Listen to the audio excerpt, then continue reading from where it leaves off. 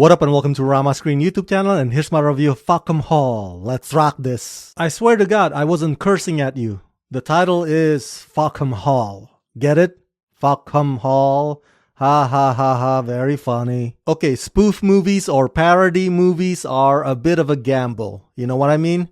Sometimes they can be unexpectedly hilarious, like this year's The Naked Gun sequel, but most other times they are just plain moronic, and the examples are too many to mention. Well, when I heard that FACKHAM Hall was described as Airplane meets Downton Abbey meets Monty Python, I was like, wow, that's a bold combination. Plus, it features one of my favorite stand-up comedians, Jimmy Carr. So it's gotta be at least decent, right? Wrong. I've already watched this entire film and it's hugely disappointing.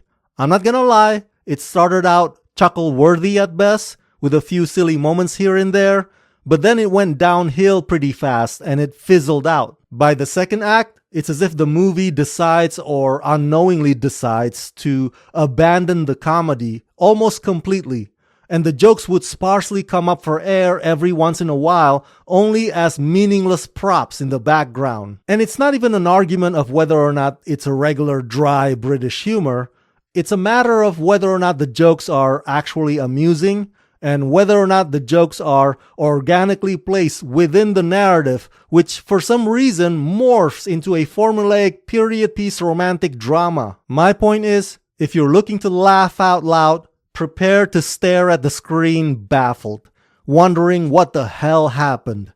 Because FACKHAM Hall, for the most part, is bland, juvenile, tedious, and exhausting. Directed by Jim O'Hanlon, FACKHAM Hall follows lovable pickpocket Eric Nolan as he lands a job at a unique English manor house. He quickly rises through the ranks, and a forbidden romance with lady of the house, Rose Davenport, blossoms. But when an unexpected murder occurs, Eric gets framed, leaving Rose and her family's future perilously uncertain. Starring Thomasin McKenzie, Ben Ratcliffe, Catherine Waterston, Emma Laird, Tom Felton, and Damian Lewis. By the way, there are five writers credited for the FACKHAM Hall script. That itself should give you a red flag. Too many chefs in the kitchen sort of a deal.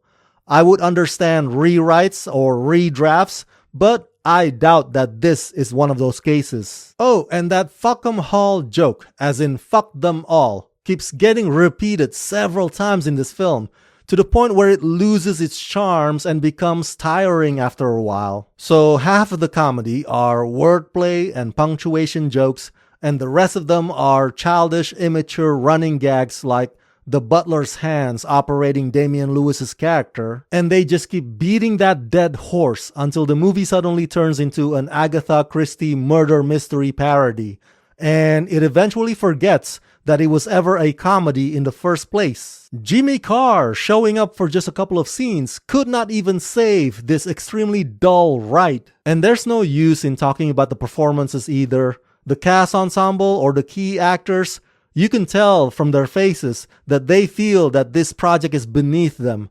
They look embarrassed to have to stoop down to this level just for the employment. Listen, I don't mind absurdity, but the absurdity in FACKHAM Hall is just one bad deadpan humor after the other. The whole thing is such a low-hanging fruit. Lazy, incoherent, disjointed, and all over the place. Not to mention, a lot of the physical slapsticks are just mean-spirited. So yeah, overall I give FACKHAM Hall the rating of 1.5 out of 5. The movie had a promising potential, but it ends up being a massive letdown. That was 90 minutes I will sadly never get back.